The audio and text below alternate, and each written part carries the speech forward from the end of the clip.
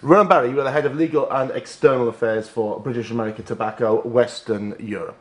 Must Correct. be interesting times at the moment for the profession, for your industry. Clearly, a great deal of regulation, restrictions coming in, recently introduced new rules, tobacco rules introduced in Europe. Is BAT trying to move its customers away from the normal cigarettes to new, supposedly safer products? I think our focus is on certainly making available to consumers a broad range of reduced risk alternatives to smoking.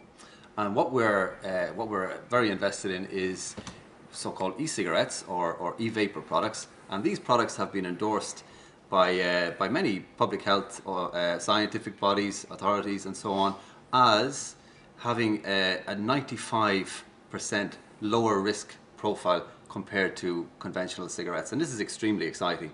So, I think it's a bit early to say we can, migrate all of our consumers from conventional cigarettes to these new e-vapor products. But what we can do is make these products as appealing, as inspiring and as appealing as possible for consumers, so it becomes easier for them to make that decision. Why is BAT developing such products? Do you feel it should be the tobacco industry that develops these kind of products? Absolutely. I mean, and this is not new for us. We've been on this journey for a very long time. We've invested 1 billion in the development of these products in the last 5 years, and I don't think there's anyone better to do it. We have the will, we have the expertise, and we have the finance as well. Some people suggest that e-cigarettes help people to stop smoking. On the other hand, concerning young people, could they maybe not be a gateway to smoking normal But cigarettes? there's no evidence of that. That's the key point for me. And if you look at the report published by Public Health England, it addressed precisely that question. And its finding was that there is no evidence that that's the case. In fact, the evidence is quite to the contrary, that e-cigarettes are providing a gateway from smoking. And actually in Europe right now, we have around about 6 million consumers of e-cigarettes. Half of those have stopped smoking completely. Let's talk about illicit trade of tobacco in Europe, which I think Sure. is a very big issue for your industry. How much of a problem is the illicit trade in tobacco? It's a significant problem, and we do invest very heavily in trying to combat it. It's a huge problem. It's 10% of the European market, so it costs European governments billions in lost revenue. And we cooperate very closely with governments to tackle the problem, and we invest a lot of resource in tackling it ourselves as well. We spent 40 million last year in tackling illegal trade. We also have been rolling out for many years a system of it's called track and trace, and what it enables us to do is to track each one of our products from the point of manufacture to the point at which it's sold to a retailer, which helps us identify in cases where smugglers do manage to get their hands on our products. It enables us to identify where that happened and take action. Do you not think perhaps that the reason why the illicit trade in tobacco is so extensive is, one, because of the disparity in prices, say, across the European Union in tobacco products? For example, the UK, it strikes me as a former smoker, to be ridiculously expensive.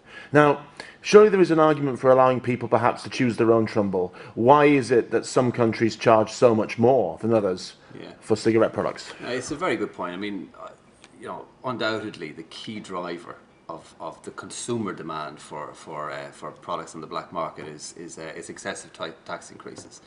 And we've got lots of examples, historical examples, where governments have pushed taxation up too quickly, and the consequence has been a ballooning black market. I mean, we've seen it go as high as 30% in some countries, and it's very, very hard to recover once that's happened.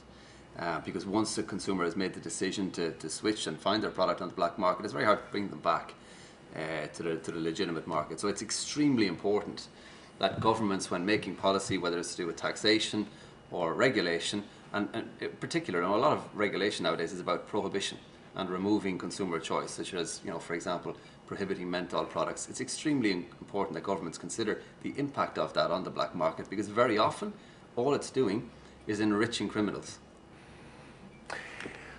I don't know if it's about just enriching criminals. I think that, on a day-to-day basis, what people do, and what, for example, a friend of mine who quit smoking, he's a vapor now, but what he used to ask me to do, for example, was to buy him a rather large amount of tobacco from over here in Belgium, say, where it's so much cheaper to buy things like Golden Virginia and standard tobacco than it is in the UK.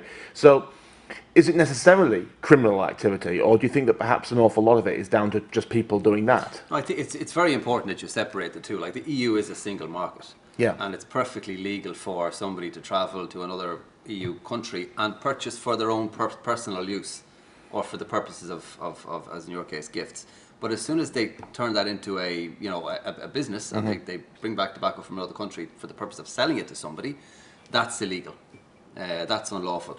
And obviously, we have a problem of products coming from counterfeit product, what we call cheap whites, which is product that is manufactured exclusively for the purposes of smuggling. We have a problem of these products coming from outside the European Union into the single market. Do you think perhaps there is an argument, on the other hand, for increasing the prices of cigarettes to prevent children from buying them? But this is it's a very good point that you raise, because the more the bigger the black market becomes, the more accessible tobacco becomes for children. Because when people buy on the black market, nobody asks for your identification, for your age verification. Yeah. So it's a significant access point for young people. So it's more important, therefore, to make sure that the black market is kept as small as possible, so that the controlled market, if you like, is on top of things. A final word on Brexit. I think it's important to talk about it because everybody else is. What will Brexit do you think, to the tobacco industry? To be honest, it's impossible to say. I mean, we don't know what Brexit is going to look like. I mean, for our business in the UK is relatively small, but it's too early to tell. I mean, I don't think anyone has a clear view of what Brexit is going to mean, and as always with these things, the devil is in the detail. Yeah, but BAT is a UK company and you're operating across Europe. Surely you're expecting some consequences.